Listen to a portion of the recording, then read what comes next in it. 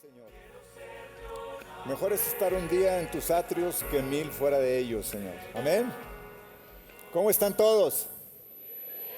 ¿Seguro? No los oigo así como muy animados. ¿Cómo están?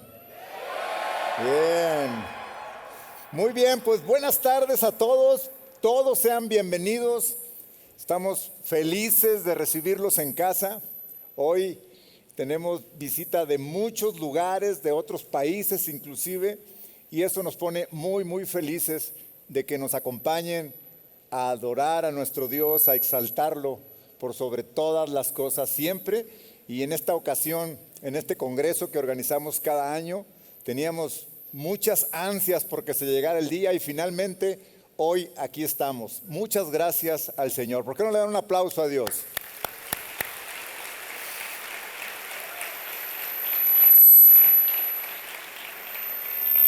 Por supuesto, bienvenidos todos ustedes, bienvenidos los que están en el auditorio. Saluden a los que están en el auditorio menor, allá también hay muchos hermanos. Y saludemos también a todos los que están conectados y que nos están acompañando. Les pido que compartan en sus redes sociales el enlace para que cada vez más y más personas puedan tener acceso a este congreso, a las enseñanzas y a todo lo que estamos compartiendo aquí. Así que si pueden, saquen sus celulares, pongan en sus redes sociales con el hashtag Desafío Juvenil y publíquenlo todas las veces que sea posible. ¿Para qué? Para que muchos sean los que hoy se estén conectando aquí. Este año hemos preparado un tema muy especial. Creo que este se oye mejor. Entonces vamos a quitarnos este para que no esté estorbando. ¿Se oye mejor ahora? ¿Qué tal? Bueno, vamos a apagar el otro para que no se nos vaya a viciar. Bien, les decía que este año hemos preparado un tema.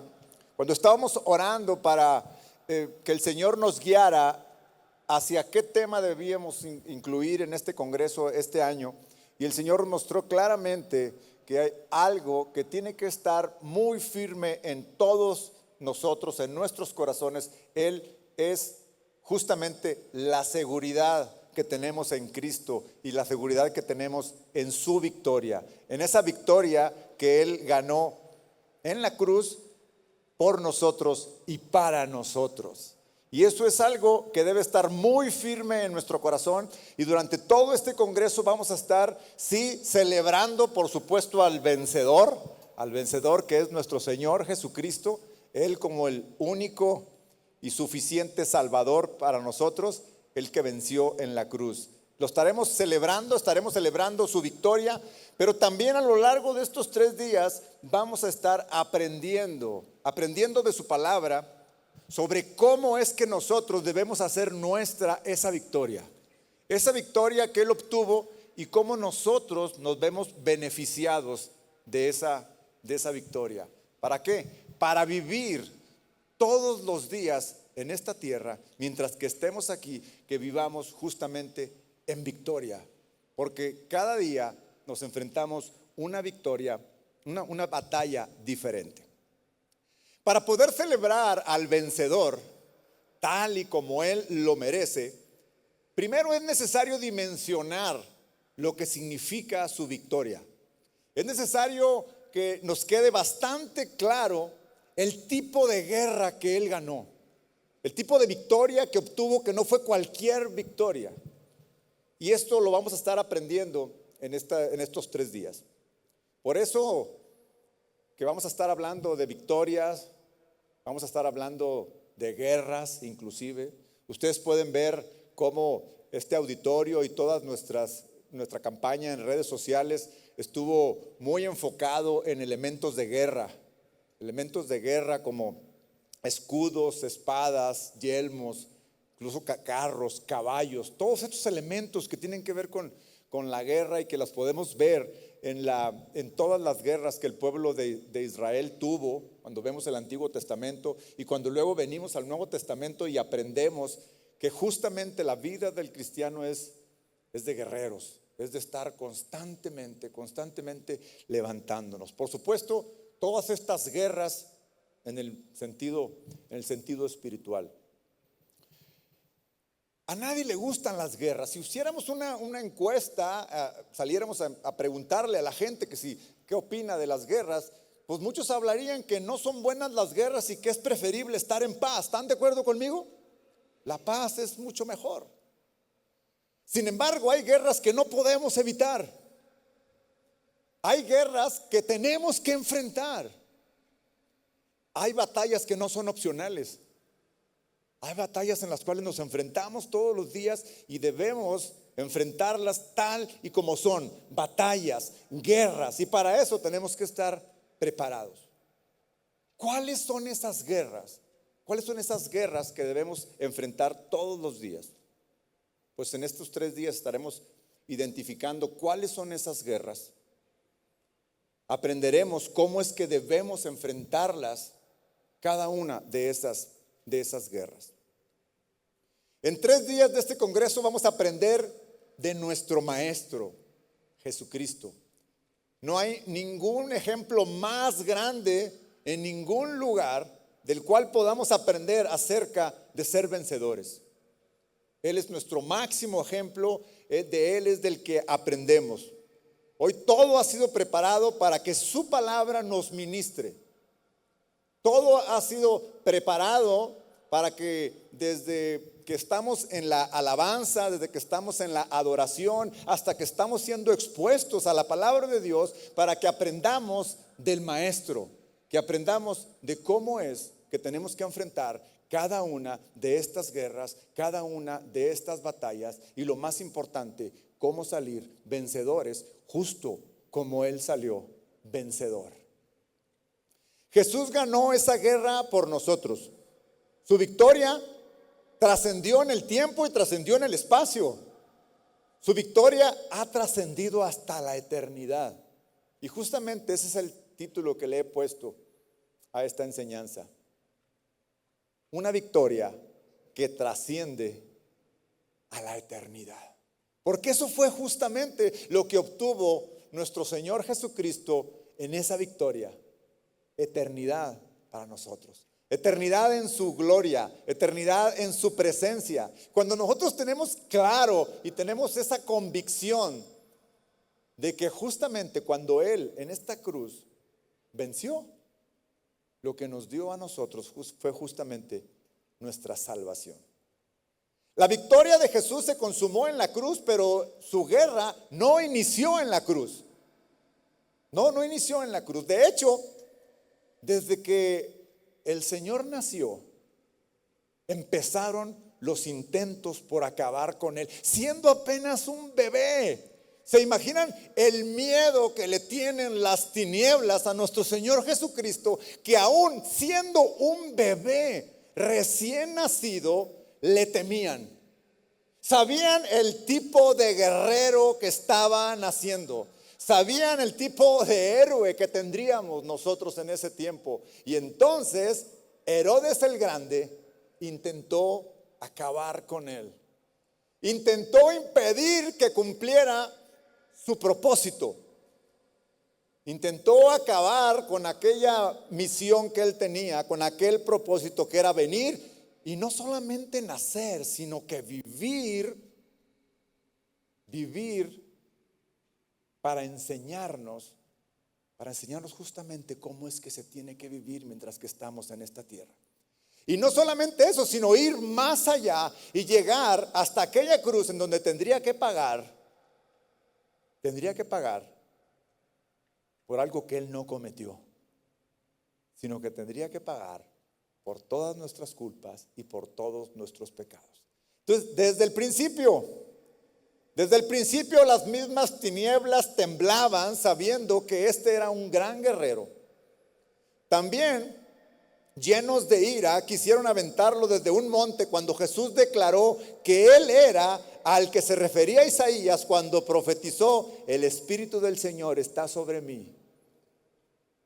Aquella vez que les enseñó y que dijo: hoy esto se ha cumplido. He venido a dar buenas nuevas, he venido a libertar a los cautivos. Y les dice: hoy se ha cumplido esta palabra. Aquellos religiosos y aquellos judíos que estaban en aquel entonces, dice la Biblia en Lucas capítulo 4, versículo 18, que tomaban piedras para apedrearlo, querían matarlo, querían aventarlo desde un monte. También cuando Jesús dijo, de cierto les digo, que antes de que Abraham existiera, yo soy, también en esa ocasión tomaron piedras y quisieron acabar con él, pero no pudieron hacerlo y él pasó. Cuando Jesús dijo en Juan 10:30, yo y el Padre uno somos, los judíos volvieron a tomar piedras para apedrearlo. Y él ni metía las manos. Él ni siquiera una defensa para él. Los líderes religiosos conspiraron para matarlo, incluyendo a los fariseos y los saduceos, se opusieron a Jesús y conspiraron justamente para matarlo. Una conspiración atrás de él, intentando matarlo. Satanás mismo intentó tentarlo en el desierto, porque sabía que si caía, estaba acabada su misión. Estaba impedida la misión que iba a ir. Pero ¿qué fue lo que pasó? Una vez más Jesús salió airoso. Una vez más salió victorioso. Y esa todavía no era la gran victoria que estábamos esperando. Pero ni los judíos, ni los religiosos, ni Satanás mismo pudo acabar con él. En todos esos intentos fallaron. Finalmente los religiosos judíos llevaron a Jesús ante las autoridades romanas, acusándolo de blasfemia y sedición, lo que condujo a su crucifixión. Una y otra vez los enemigos del Señor intentando matarlo. Una y otra vez intentando acabar con él. Ingenuos, la verdad, pensaban que podrían acabar con aquel que fundó todo esto, con aquel que creó todo esto. Ingenuos. Pero Jesús, como él lo dijo, no temía a los que podían matar el cuerpo. Él no temía a todos ellos. Él era un guerrero valiente. Horas antes de llegar a la cruz, horas antes de llegar al campo de batalla, aquel en donde se enfrentaría a su última gran batalla en esta tierra, vean lo que le dijo a sus discípulos. Juan capítulo 16, versículo 26. Preparándolos para lo que se venía,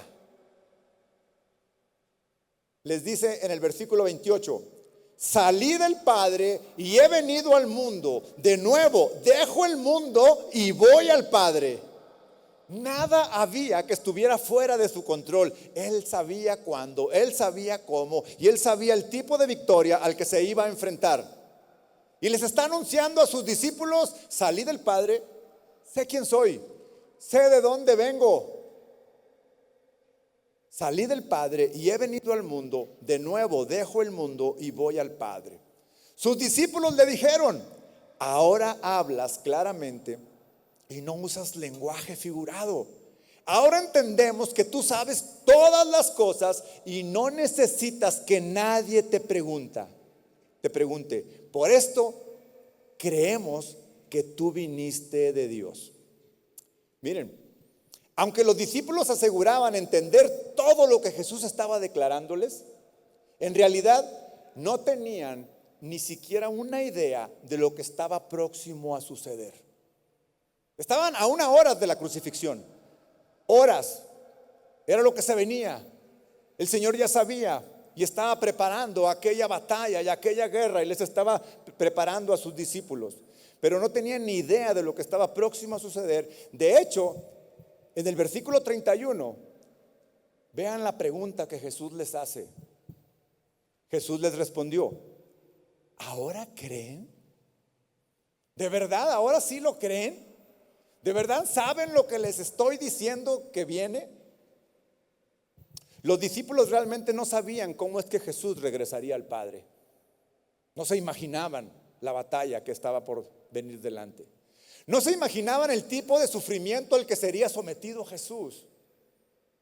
No tenían idea de la crueldad con la que sería tratado su maestro. No eran capaces de comprender porque su maestro, ¿Por qué su maestro sería humillado al grado de burlarse de él y golpearlo estando él indefenso? Ellos iban a presenciar todo este cuadro. Ni se imaginaban que eso era lo que aquel maestro que ellos admiraban, aquel maestro del cual ellos querían, le aprendían y lo seguían y le decían: Señor, daremos la vida por ti. Y no sabían lo que estaba por venir. Ni idea tenían de que la promesa que ellos habían hecho de dar su vida por él sería puesta a prueba en ese momento. Aquella confesión que había dicho: Señor, yo daría la vida por ti, estaban a punto de ser probada si era cierto. No sabían que su fe se vendría abajo al ver a su rabí con el rostro totalmente desfigurado por los golpes, aparentemente derrotado, sin poder alguno para defenderse, sin esperanza, abandonado por su padre en determinado momento. ¿Creen ustedes que ellos entendían? No sabían todavía lo que venía. En realidad, no se percataron de la magnitud de lo que sucedería en las siguientes horas. Lo dejarían solo, saldrían todos huyendo, evitando que lo relacionaran con él. Jesús les dice en Juan 16:32, miren, la hora viene y ya ha llegado, en que serán esparcidos cada uno por su lado y me dejarán solo. Y sin embargo, no estoy solo, porque el Padre está conmigo. Esto era lo que hacía que Jesús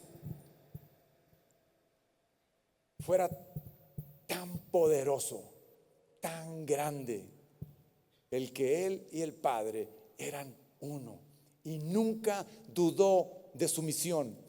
Nunca dudó de lo que vendría a cumplir en esta tierra. Y nunca dudó de su Padre.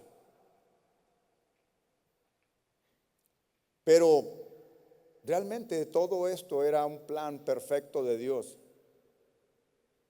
Aunque no pudieran comprenderlo sus discípulos, Jesús estaba totalmente convencido de esto, de lo que venía. Conocía perfectamente aquello que dijo el profeta Isaías de él.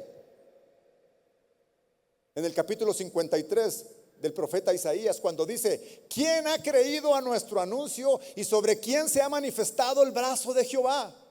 Subirá cual renuevo delante de él, y como raíz de tierra seca no hay parecer en él, ni hermosura. Le veremos más inatractivo para que le deseemos. Despreciado y desechado entre los hombres, varón de dolores, experimentado en quebranto, y como que escondimos de él el rostro, fue menospreciado y no lo estimamos. Ciertamente llevó él nuestras enfermedades y sufrió nuestros dolores, y nosotros le tuvimos por azotado, por herido de Dios y abatido. Cuando yo leo esto, que era un plan de Dios, que Él sufriera por todos nuestros pecados. ¿Se imaginan por todos? Si ya los míos son bastantes, quiero saber cuántos serían los de todos nosotros juntos, los de toda la humanidad juntos, y lo de todo el castigo que merecemos por esos pecados, y que un solo hombre lo reciba en lugar mío y en lugar tuyo. Wow. Puedo imaginarme, quisiera poder imaginarme el dolor que padeció el Señor en esa batalla. Me hizo reflexionar. Cuando volteo a ver mi sufrimiento y mi dolor, digo: esto no es nada comparado con lo que el Señor vivió por mí, por ti. Estuvo dispuesto de ir a esa guerra y ser expuesto al frente. Era de infantería, de los que van al frente de la batalla y que reciben todas las flechas, todos los balazos, todos los golpes, y entonces por consecuencia todo su sufrimiento. Wow, ese sí es varón de dolores.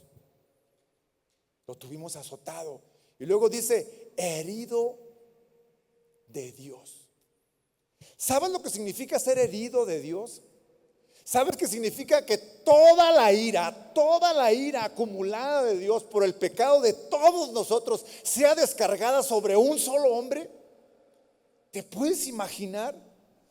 Dios nos libre de estar bajo la ira del Señor. Sin embargo, Él voluntariamente aceptó estar al frente de esa batalla. No escatimó, no dudó. ¿Y sabes por qué no dudó? Tan solo porque te ama. Tan solo porque me ama.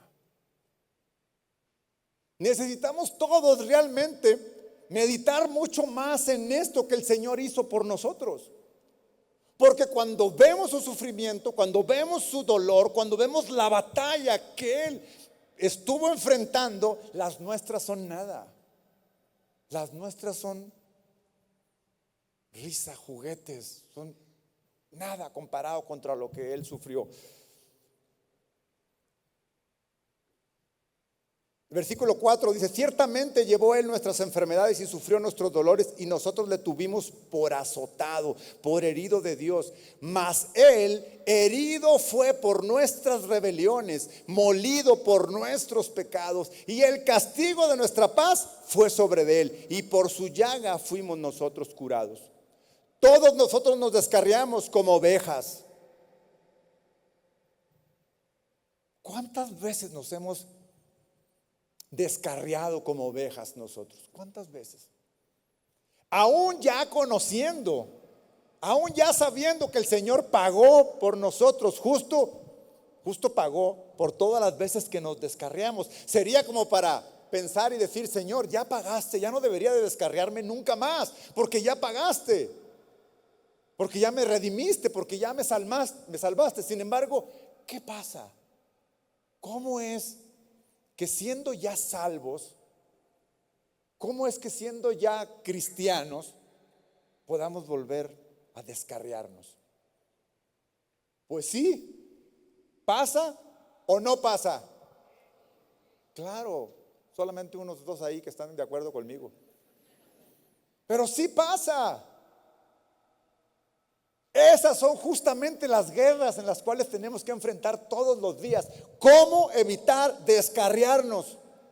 ¿Cómo evitar salirnos del redil? Esa es una guerra que hay que enfrentar todos los días. Todos los días, y tenemos que ser conscientes. Tenemos que ser conscientes de eso. Todos nosotros nos descarriamos como ovejas, cada cual se apartó por su camino, mas Jehová cargó en él el pecado de todos nosotros. Imagínate, unos son los que se descarrielan y otro es el que recibe el castigo.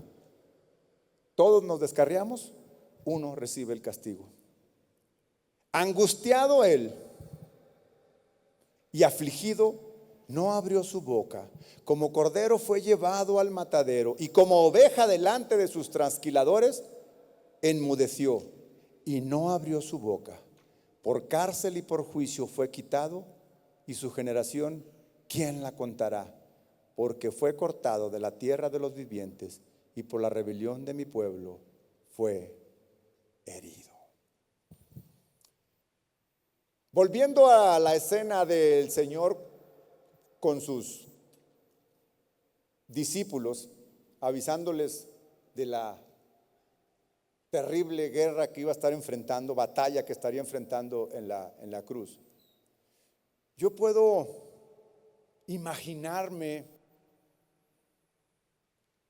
que después de que ellos dijeron: ahora entendemos, y cuando estaban justo en plena escena de la crucifixión, que podrían decir: realmente no entendemos nada, realmente no entiendo, no sé cómo está viviendo este sufrimiento y está padeciendo esto. Me puedo imaginar que los discípulos en esa escena temblaban de miedo y pensaban: si esto hacen al maestro, ¿qué nos espera a nosotros? ¿Se imaginan temblando de miedo en aquella escena? Los fariseos también pensaban, finalmente acabamos con este Jesús y todos sus seguidores se terminarán. Fíjense cómo cada uno estaba pensando diferente. Los discípulos, ¿qué harán con nosotros? Y mira lo que hacen con él. Los fariseos, por fin acabamos con él.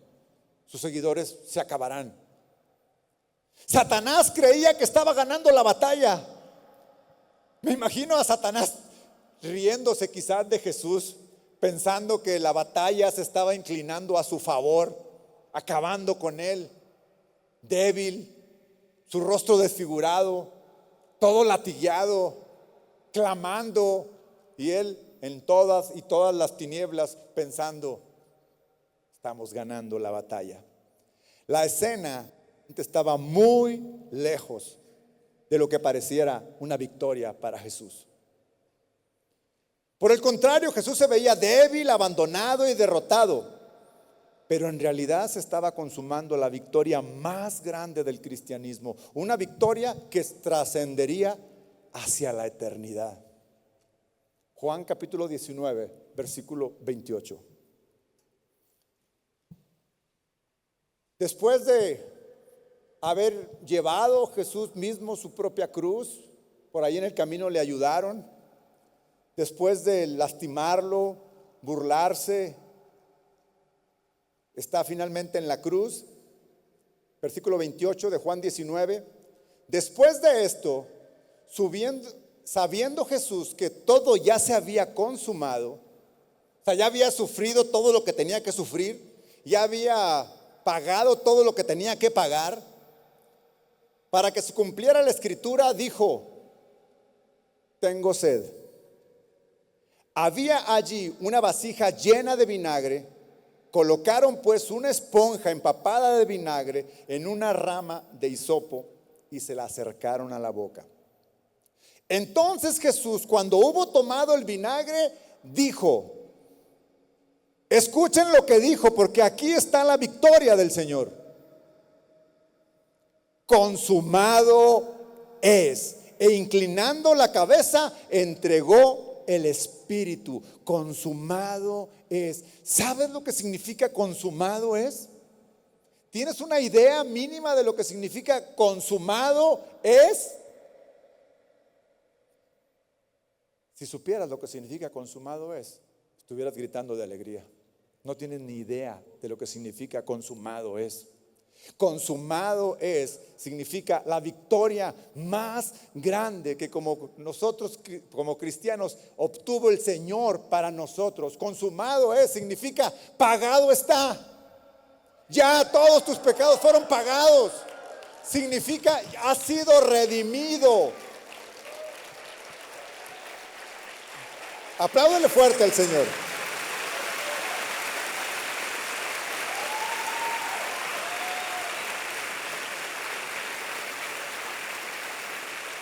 Consumado es, significa he pagado por ti. Pero mira lo importante de haber pagado por nosotros. Éramos de Él y vuelve a pagar por nosotros. Eso significa que hemos sido redimidos, dispuesto a pagar aún siendo de Él, siendo creación de Él. Dice, estoy dispuesto a pagar nuevamente por ti, porque el amor que tengo por ti es muy grande.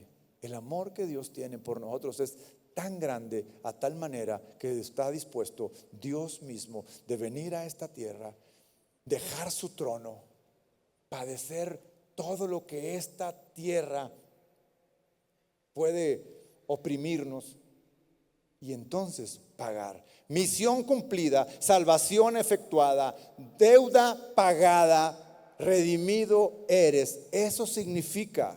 Entonces la victoria de Jesús ahora nos permite declarar lo que el apóstol Pablo escribió a los cristianos en Roma.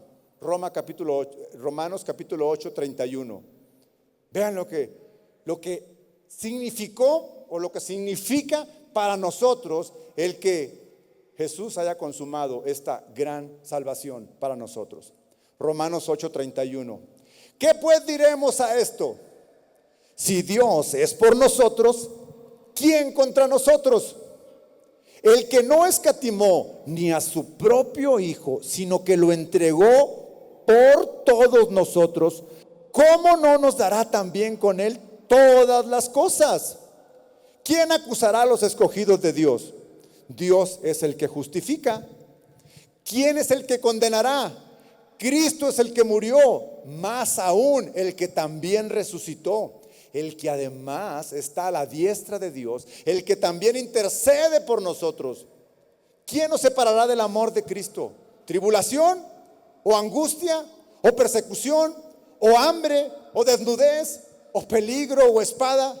Como está escrito, por causa de ti somos muertos todo el tiempo, somos contados como ovejas al matadero. Antes, en todas estas cosas, somos más que vencedores por medio de aquel que nos amó. Por lo cual estoy seguro que ni la muerte, ni la vida, ni ángeles, ni principados, ni potestades, ni lo presente, ni lo porvenir, ni lo alto, ni lo profundo, ni ninguna otra cosa creada nos podrán separar del amor de Dios que es en Cristo Jesús, Señor nuestro. Amén.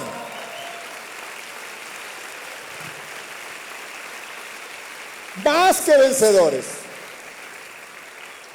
Estamos muy acostumbrados a asociar este versículo de ser más que vencedores en Cristo Jesús y se lo aplicamos a cualquier otra cosa terrenal que pueda imaginarse en el mundo, sobre objetivos, planes, proyectos. Somos más que vencedores. Pero aunque esto es cierto, este versículo no habla de eso. Habla de que somos vencedores en todas las batallas que tenemos que enfrentar como cristianos en este mundo. De hecho, lo dice claramente el versículo 35. ¿Quién nos separará del amor de Dios? ¿Quién? Y habla de todas las batallas que vamos a enfrentar como cristianos. ¿Cuáles son esas? Tribulación, angustia, persecución, hambre, desnudez, peligro, espada. ¿Cuáles son tus batallas? ¿Cuáles son tus batallas que todos los días tienes que enfrentar? ¿Sí eres capaz de identificarlas? ¿Sabes cuáles son? ¿Sabes que realmente hay que enfrentarte todos los días a ciertas batallas? ¿O no? ¿Sí las conoces? ¿Sí sabes que cuando estás frente a la computadora y estás viendo esa pornografía ahí, sabes que esa es una batalla? Que cada que le sigues dando clic y que sigues viendo, estás perdiendo la batalla, aquella batalla de la cual tendrías que ser vencedor. ¿Sí sabes? ¿Sí sabes que cada que sales con tus amigos que no son cristianos y se enredan en las cosas del mundo y cedes a todo lo que ellos participan, sí sabes que estás perdiendo esa batalla cuando has sido llamado a ser vencedor? ¿Sí lo sabes? ¿Sí lo identificas? Cuando cedes a consumir droga, cuando cedes a odiar a alguien, a pelear con alguien, todas esas son batallas a las cuales nosotros hemos sido llamados a ser vencedores. Porque esta victoria en la cual el Señor ganó, la ganó no para Él. Él no necesitaba ser vencedor para sí mismo. Él es el Rey de Reyes, es el Señor de Señores, es el Creador de todo el universo. ¿A quién necesita demostrarle que es un vencedor? ¿A quién? Absolutamente a nadie. Somos nosotros los que necesitamos ser unos vencedores en Él, en Cristo. Y si no somos conscientes que todos los días, cada mañana que nos levantamos, es justamente para salir a enfrentar nuestras batallas, si no somos conscientes de esto y si no conocemos perfectamente a aquel que nos dio la victoria, entonces vamos a estar siendo unos perdedores. Vamos a estar siendo unos cristianos perdedores. Bueno, no sé si cristianos. ¿No podría haber cristianos perdedores? ¿O no? ¿O creen ustedes que hay en el reino del Señor cristianos perdedores? No debería. Porque justamente lo que nos hace cristianos es que Él ganó por nosotros. Eso es lo que nos hace cristianos. ¿Qué nos toca a nosotros hacer como cristianos con esta victoria? ¿Qué hacer con esta victoria? ¿Para qué nos sirve? ¿Cómo debemos vivirla? ¿Te lo has preguntado? Jesús venció por nosotros la batalla más importante, aquella que trasciende la eternidad, y esa es nuestra salvación. ¿Sí sabes eso? Por nuestra salvación nosotros ya no tenemos que hacer absolutamente nada. Por gracia hemos sido salvos. Esto significa que sin merecerlo, no lo merecíamos. Sin embargo, a Él le plació. Y como nosotros creímos en Él de una forma gratuita nos ha dado nuestra salvación. No hay nada más que podamos hacer. No hay nada. No necesitamos hacer nada y además no podemos hacer nada. La salvación nos la dio el Señor en esa cruz al resucitar. Y entonces eso significa que nosotros tenemos la vida eterna asegurada frente a nuestro Dios. Pero mientras estemos en este mundo, tendremos que librar muchas batallas, no por nuestra salvación, sino para mantenernos en sus promesas, para mantenernos en la verdad, para mantenernos en el camino, para no ser desviados, para no salirnos. Necesitamos ser fieles guerreros en ese sentido. No es necesario hacer nada para salvarnos, pero sí es necesario hacer mucho y esforzarnos mucho para vivir en esa salvación tan grande que el Señor nos ha dado. Porque si no, sería en vano.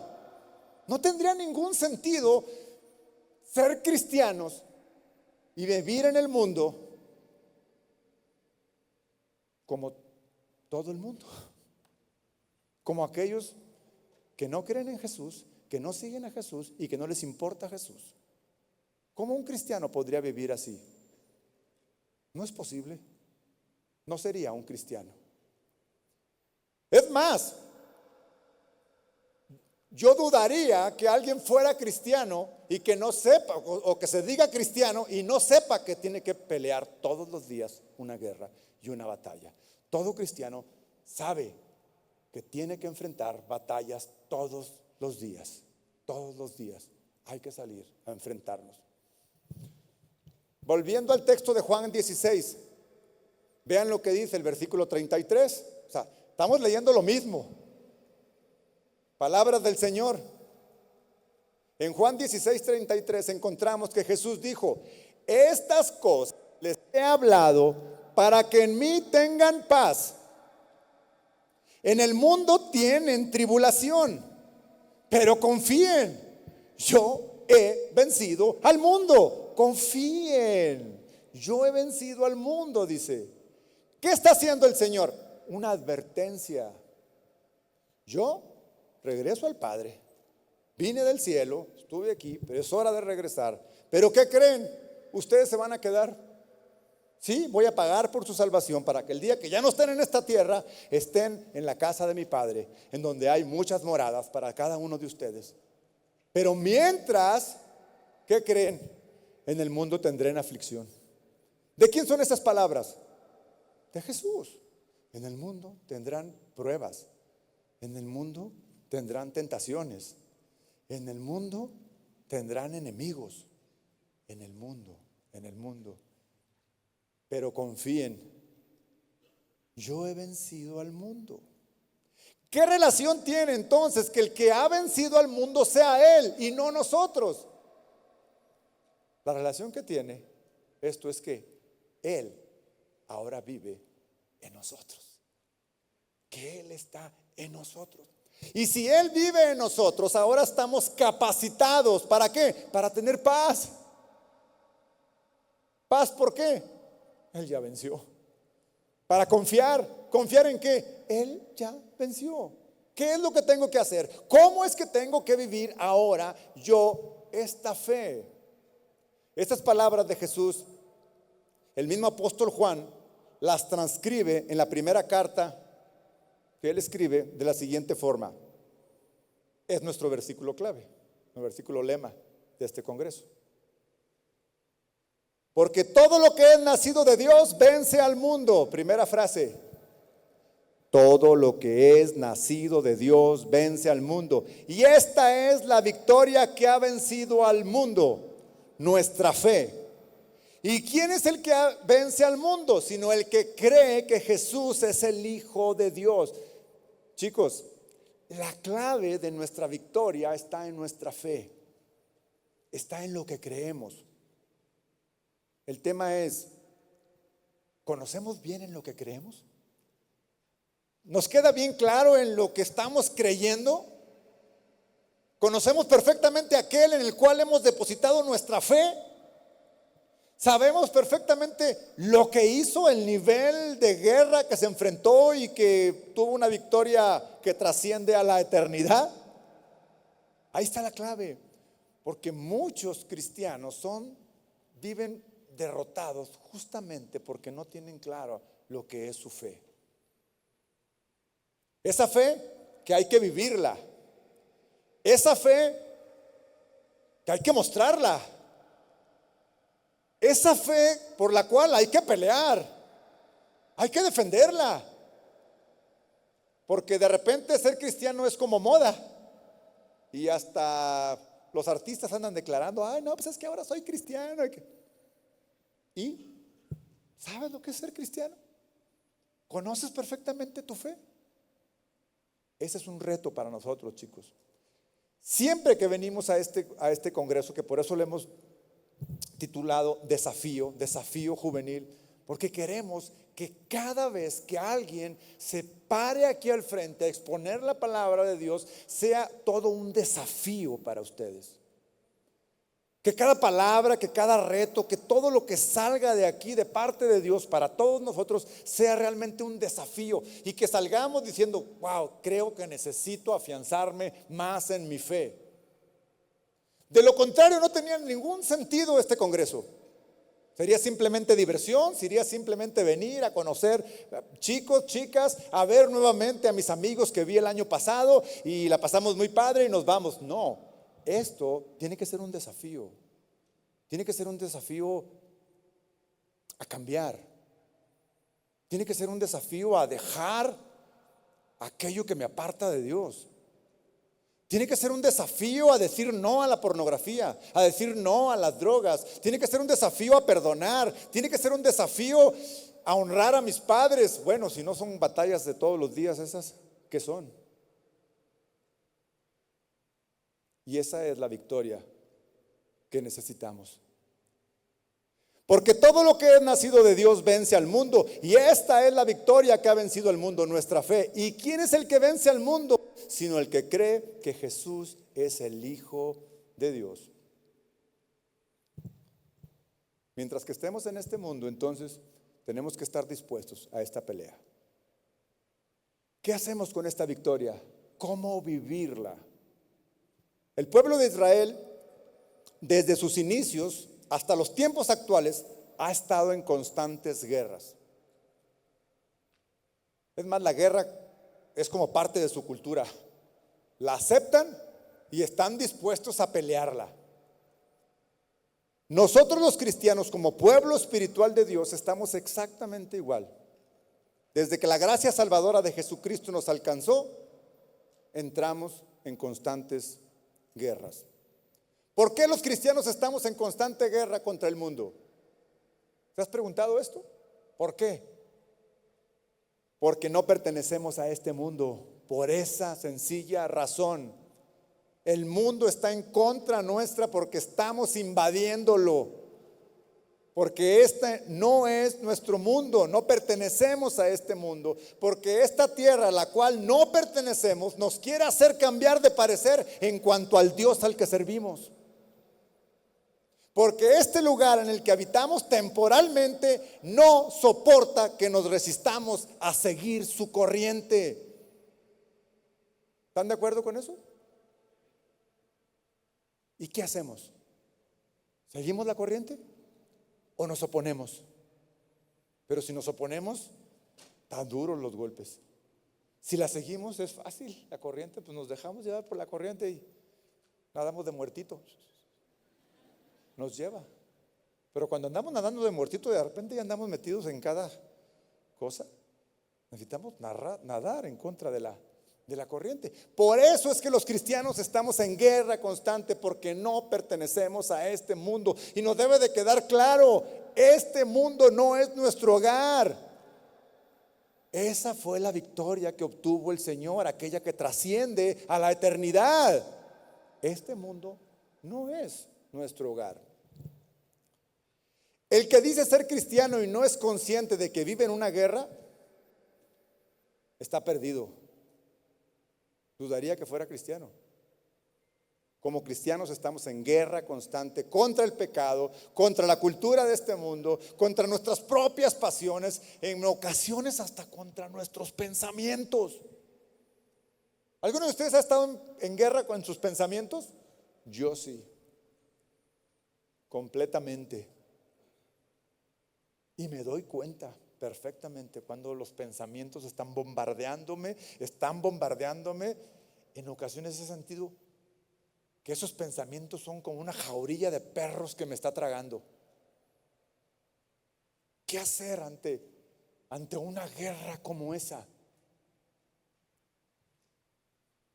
Confiad, yo he vencido, dijo el Señor.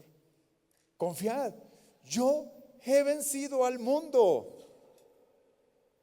Quien dude que la vida cristiana es una guerra constante, que solamente lean unos cuantos textos del apóstol Pablo cuando le escribió a los Efesios, a los Corintios, a Roma, a su discípulo Timoteo. Miren en Efesios capítulo 6, si Pablo no nos prepara como si fuéramos unos guerreros. Efesios 6:10.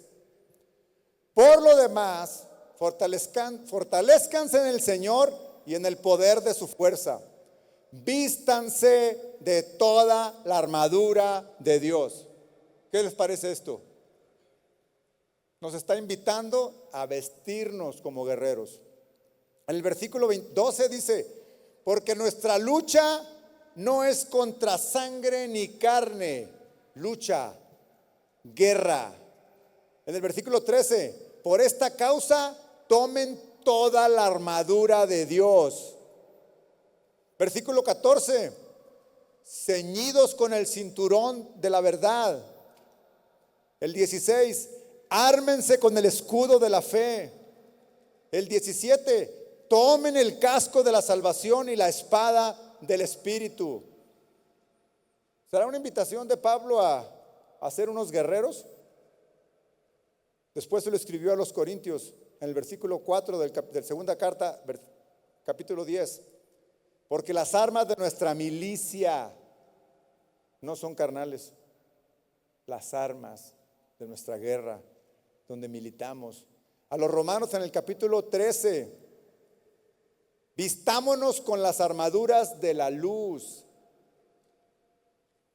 A Timoteo le escribe: pelea la buena batalla de la fe. ¿Qué les parece todos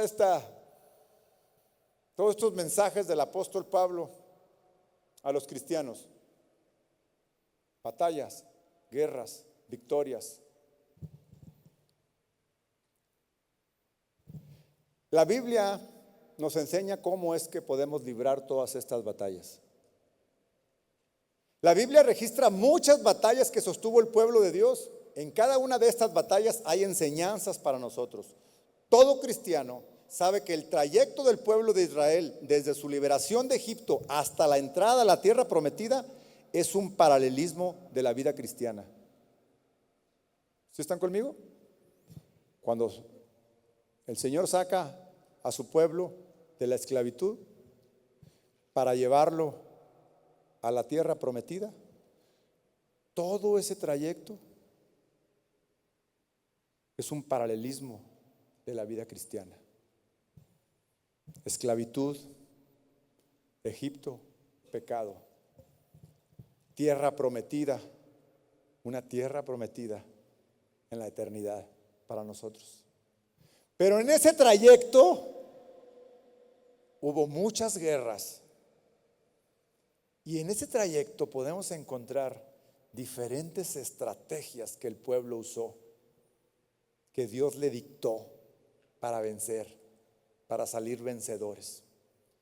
Yo quiero cerrar con 2 estrategias que encontré ahí, las cuales son aquellas que tenemos que abrazar, hacerlas nuestras. Hay muchas otras, pero estas dos que quiero compartirles para poder salir vencedores. Antes de que Dios iniciara el proceso de liberación de Israel, Dios reafirma con su pueblo la promesa que ya les había hecho a Abraham, a Isaac y a Jacob. Esto está en Éxodo capítulo 6, en el versículo 6. Vean la promesa. Por tanto, di a los hijos de Israel: yo soy el Señor. Yo los libraré de las cargas de Egipto y los libertaré de su esclavitud. Los redimiré con brazo extendido y con grandes actos justicieros. Los tomaré como pueblo mío y yo seré su Dios. Ustedes sabrán que yo soy el Señor su Dios y que los libra de las cargas de Egipto. Yo los llevaré a la tierra por la cual alcé mi mano jurando que la daría a Abraham, a Isaac y a Jacob. Yo se la daré en posesión. Yo, el Señor. O sea, es como, después de leer estos 3 versículos, el Señor como que pone su rúbrica, su firma. Yo, el Señor. Para que no les quede duda, lo sello, lo firmo. Aquí hay 3 promesas que quiero que identifiquemos. En el versículo 6, la primera promesa que les hace, en el versículo 6, yo les voy a dar libertad. Los voy a sacar de la esclavitud. Ya no serán más esclavos. ¿Ustedes creen que vale la pena una guerra por la libertad? Son las guerras que todos los pueblos luchan por su independencia. Libertad. Con más razón esta libertad. La segunda promesa que les hace aquí el Señor, en el versículo 7, esta me encanta. Porque no es algo que van a obtener, no es algo que sino que el versículo 7 dice: los tomaré como pueblo mío y yo seré su Dios. ¿A qué le suena esto? Los tomaré como pueblo mío y yo seré su Dios. Relación. Tú serás mi pueblo y yo seré tu Dios. ¿Sabes lo que significa esto? Yo te escojo como mi pueblo y yo seré tu Dios. Una relación íntima, una relación de amor, una relación de cariño, de compasión, de protección. Aquí estoy, yo seré tu Dios. Chicos, este es el nivel en el cual Dios quiere que lleguemos. ¿De qué nos sirve una libertad de la esclavitud si finalmente saldríamos de aquel lugar para hacer lo que nosotros queramos y volvamos a caer en otro tipo de esclavitud? Lo importante de salir de la esclavitud es entrar en una nueva relación, porque la relación que estábamos anteriormente era una relación de esclavo y ahora es una relación de hijo. De pueblo con Dios, de Dios con pueblo. Y esta promesa creo que es la mejor y la más maravillosa que podemos obtener, porque es un resultado de habernos sacado de la esclavitud. Relación con Dios. Esto es lo que pide Dios de cada uno de nosotros, que estemos todos los días trabajando, todos los días peleando, porque nada se interponga entre tu relación y tu Dios, entre mi relación y mi Dios. Cualquier guerra, cualquier obstáculo, cualquier situación, cualquier dolor, cualquier pena que puedas tener, nada debe apartarte de la relación con Dios, porque si tenemos a Dios por sobre todas las cosas, entonces aquella pena, aquel dolor, aquella situación será nada, porque Dios es más grande que cualquier situación. Y esta promesa que Dios le está dando dice: yo seré tu Dios. Él ofreciéndose ser nuestro Dios y luego Él escogiéndonos: tú serás mi pueblo. Y como resultado de esta relación, Dios y su pueblo, Padre y su Hijo, ¿sabes qué es lo que viene? La siguiente promesa que viene más adelante: te daré la tierra. Te daré la tierra. Versículo 8: yo los llevaré a la tierra por la cual alcé mi mano jurando que la daría a Abraham, Isaac y Jacob. yo se la daré en posesión. Wow. Magnífico. Grande. Cuando salieron de Egipto, después de las plagas, después de que finalmente todo aquello, manifestaciones de poder de Dios para que Faraón los dejara, finalmente Faraón los deja ir. Dios los lleva por un camino, dice la Biblia que los lleva por un camino más largo, porque había uno más corto, pero lo lleva por uno largo con una intención clara. Si ustedes leen Génesis 13, ahí se van a dar cuenta. Pero después de haberlos dejado ir Faraón, se arrepiente y sale tras de Israel con todo el poder de su ejército. Dice la Biblia que salió con 600 carros de guerra. O sea, Faraón salió enfurecido, con todo su poder, con todo su ejército, contra un ejército de esclavos. Llevaban como armas palos. No tenían un ejército formado. Iban en el desierto. Y Faraón sale con todo su poder contra ellos. Y de repente Faraón alcanza al pueblo y los israelitas tienen mucho miedo. Reclaman a Moisés por llevarlos a morir al desierto. Y Moisés revela al pueblo cuál sería la estrategia para ganar esa batalla. Éxodo capítulo 14, en el versículo 10. Después de todos los reclamos del pueblo,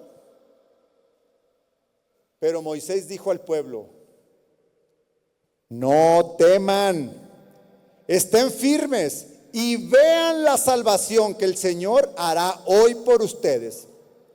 Porque los egipcios, a quienes han visto hoy, no los volverán a ver jamás. El Señor peleará por ustedes mientras ustedes se quedan callados. O sea, esta guerra la van a ganar sin mover un solo dedo, sin levantar una sola arma, sin hacer el mínimo esfuerzo. Solamente callen y vean. Solamente callen y vean. Si dejamos que el Señor pelee por nosotros, si esperamos en su victoria, los enemigos no los volverás a ver jamás. Cuando Dios es el que pelea por nosotros. La estrategia es: confía en Dios y espera. Confía en Dios y espera en Él. Eso fue lo que les dijo. Todos sabemos cómo terminó esa batalla. El Señor abriendo el mar, pasando el pueblo en seco, y cuando el pueblo de Israel estaba del otro lado del mar y el pueblo y el ejército estaba en el centro, ahí quedaron todos los carros de Faraón. Ahí quedaron todos y literalmente no los volvieron a ver.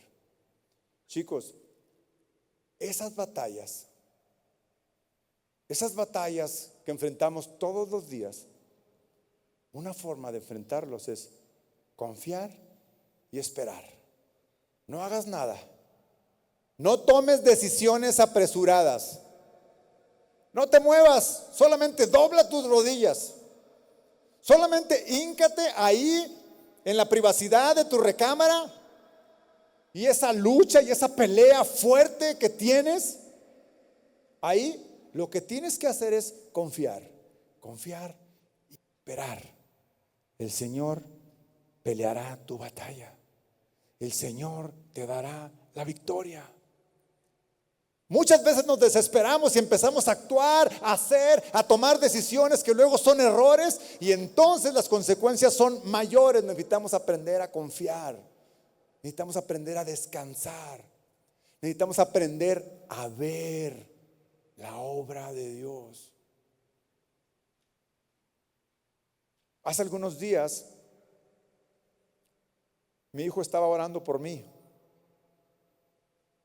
Y me gusta mucho que su oración, lo oí que le dijo al Señor: Señor, sí queremos conocer tus propósitos, sí queremos hacer tus propósitos, pero déjanos ver los detalles. Déjanos ver cada uno de tus movimientos. Déjanos saber por dónde nos estás llevando. Sí, quiero ver hasta dónde me vas a llevar, pero quiero disfrutar o padecer, si fuera necesario, el camino. No voy a hacer nada. No voy a hacer nada. Me voy a callar y voy a esperar. Voy a esperar. Y esa oración me llegó tanto y dije, Señor, no voy a hacer nada. Quiero ver los detalles. Muéstramelos. Esta fue la estrategia que siguió en su primera batalla el pueblo de Israel al salir libres. Todos conocemos cómo termina esta guerra. Faraón en medio del mar. Finalmente, el pueblo está a nada de llegar a la tierra prometida. Ahora los divide nuevamente aguas, pero ahora un río. Ahora es un río el que los divide. ¿De qué lado está la tierra prometida? Las circunstancias son diferentes. Habían pasado 40 años. En aquella ocasión, cuando estaban el mar enfrente, el Señor mismo lo abrió. Y ahora estaban a punto de cruzar. Y vean la estrategia. Josué capítulo 1, versículo 2. Le dice el Señor a Josué: mi siervo Moisés ha muerto. Ahora pues, levántate, cruza este Jordán, tú y todo este pueblo, a la tierra que yo les doy a los israelitas. El Señor estaba poniéndole un desafío muy grande a Josué, porque en aquel entonces, cuando estaban frente al mar, el Señor mismo abrió el mar y les dijo: pasen. Estaba en seco. Ahora estaban frente al río y les dice: tú vas a cruzar el Jordán. Pero en aquel entonces dice la Biblia que el Jordán llevaba un caudal de lado a lado y fuertísimo. Pues yo me imagino que Josué estaba parado al lado del Jordán y le dijo: Señor, yo lo cruzo, pero detén el agua. Yo lo cruzo cuando lo detengas, claro, como lo hiciste en el mar. Pero esta vez no era así. Esta vez el Señor le dio instrucciones precisas. El arca del pacto irá por delante. Los sacerdotes la llevarán. Y cuando pongas tus sacerdotes el primer pie en el agua, entonces el río se detendrá y entonces pasarás. ¿Se imaginan el desafío? Tú eres, con tu paso hacia el agua, en este caso los sacerdotes, quienes con tu fe, quienes actuando, quien con tu valentía, a la hora que pongas el pie en el agua se detendrá y entonces el pueblo pasará. Pero yo no lo voy a detener. Te estoy diciendo cómo lo vas a hacer. Y entonces tenían el desafío de ser los primeros. Le dice en el versículo 6, fíjense, por eso les dice en el 6: sé fuerte y valiente, porque tú darás a este pueblo posesión de la tierra que juré a sus padres que les daría. Solamente sé fuerte y muy valiente. Cuídate de cumplir toda la ley que Moisés mi siervo te mandó. No te desvíes de ella ni a la derecha ni a la izquierda, para que tengas éxito donde quiera que vayas. Este libro de la ley no se apartará de tu boca, sino que meditarás en el día y de noche, para que cuides de hacer todo lo que está escrito, porque entonces harás prosperar tu camino y tendrás éxito. Muchachos, ahora es momento de actuar. ¿Sí? Creer y actuar en lo que creemos. Cuando el pueblo salió de Egipto, lo único que tenía que hacer es creer y esperar. Pero conforme el Señor nos va llevando, caminando en nuestra vida cristiana, y nosotros estamos aprendiendo de Él, y estamos siendo discipulados, y estamos aprendiendo de lo que es la vida cristiana, y de lo que es vivir en el Espíritu, hay momentos en que tendremos que actuar. ¿Sí? Poner en operación nuestra fe, aquello en lo cual creo, Aquello en lo que tengo que decir no. Aquello en donde tengo que decir por aquí no, pero por aquí sí. ¿Por qué? Porque eso nos lo da el Espíritu Santo que mora en nosotros, en el discernimiento y en el conocimiento de todo lo que a Dios le agrada y de todo lo que a Dios le desagrada. Y entonces estamos en capacidad de poder discernir y poder ver hacia dónde vamos. El Señor le dijo a Josué: tienes que ser valiente. Muchos tenemos que en algún momento de nuestra vida ya estar lo suficientemente crecidos, maduros para actuar en nuestra vida cristiana. Ya habían pasado 40 años, es más, a los inmaduros ya los había exterminado el Señor y ya tenía una nueva generación que era el que iba a tomar la tierra prometida, y a ellos es a los que les dice: tienes que ser valiente. Tienes que dejar de ser un cristiano de la secreta. Tienes que presentar tu fe. Tu familia, tus amigos, tus compañeros de escuela, todos tienen que saber cuál es tu fe. Es momento en que si tenemos que ser perseguidos, tenemos que serlo, porque es nuestra fe. ¿O en qué nivel de tu vida tienes la fe? ¿Es un accesorio o es nuestra vida? La recomendación que le hace el Señor: sé valiente, esfuérzate. La vida cristiana requiere de esfuerzo. La vida cristiana requiere de ser valiente. Pero de nada sirve el esfuerzo, de nada sirve la valentía si no tenemos una relación fuerte con Dios, como aquella que nos prometió: yo seré tu Dios y tú serás mi pueblo.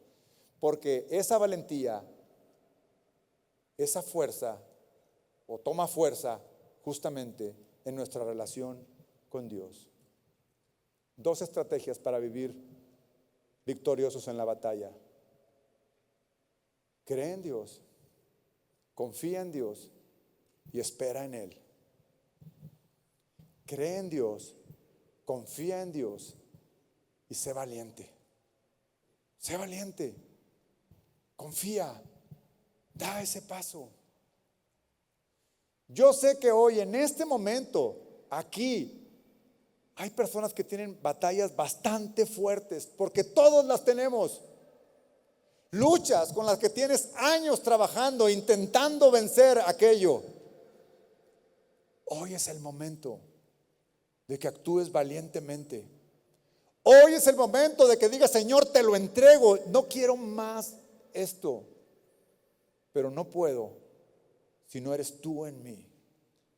Hoy lo puedes hacer. Hoy tienes que tomar esa valentía.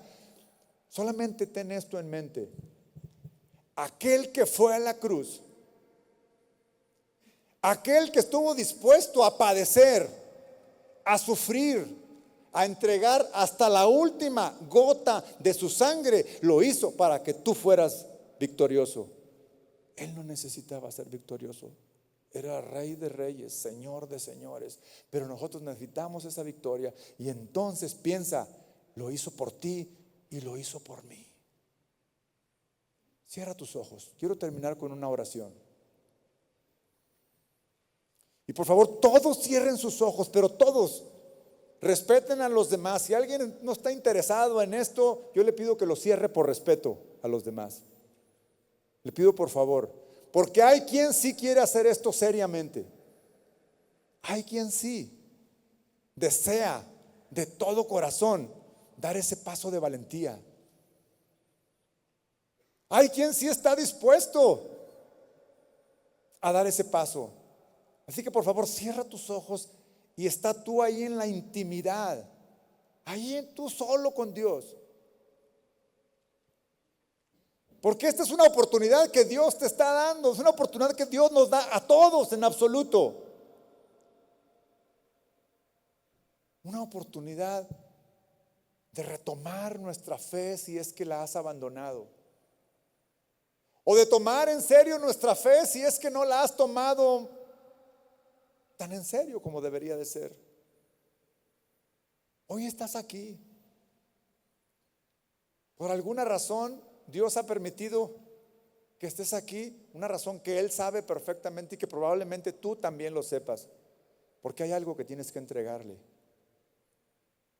Hay batallas que estás perdiendo y Dios te quiere hacer vencedor. No desaproveches esta oportunidad. Dios te está llamando y te está diciendo: no tienes por qué vivir derrotado. Yo ya pagué. Jesús te dice que entregó hasta la última gota de su sangre para pagar tus pecados. Toda la ira de Dios fue descargada sobre él y debería de haber sido descargada sobre mí y sobre ti. Entonces, solo si quieres entregarle esa lucha a Dios, ponte de pie ahí donde estás.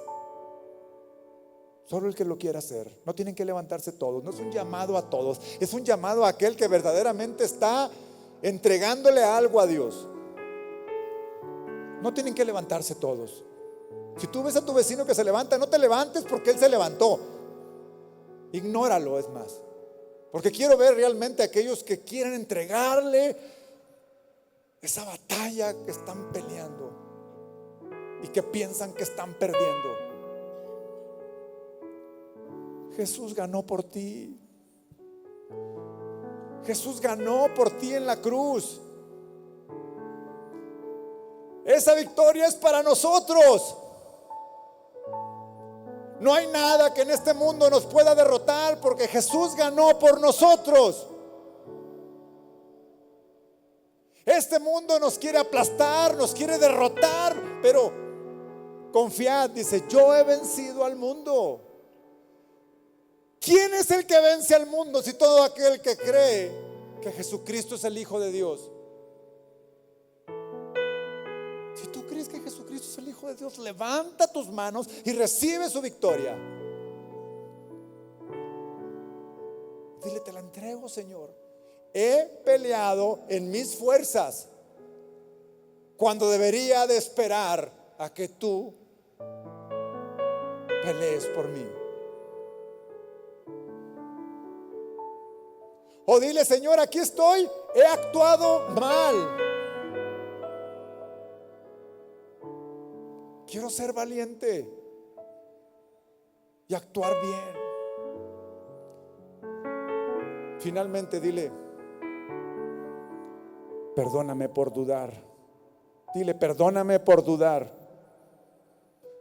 Porque justamente la fe es todo lo contrario. Es la certeza de lo que se espera, la convicción de lo que no se ve. Y la certeza de lo que se espera es la victoria.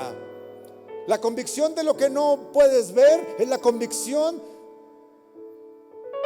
de que tienes un lugar apartado en el seno del Padre y te está esperando. Dile: perdóname, Señor, he dudado. Perdóname, Señor, he dudado. Y quiero afirmar hoy mi fe. Tú eres el Cristo. Dile: tú eres el Cristo, el Hijo del Dios viviente, aquel que venció en la cruz por mí. Y dale un aplauso fuerte a Él, fuerte. Adóralo con tu... Te entrego mi vida. Aquí están, Padre, estos jóvenes. Transforma sus vidas, Señor. Te adoramos con estos aplausos, Señor, porque tú eres el único digno, el único victorioso. Tómalos para ti, Señor. Son tuyos. Tómalos como tu pueblo. Tómalos como tus hijos. Sé tú su Dios, Señor. Sé tú su Salvador. Gracias, Padre. Gracias, Señor. A ti toda la gloria por todos los siglos de los siglos. Amén y amén. Gracias, Señor. Gracias, Jesús.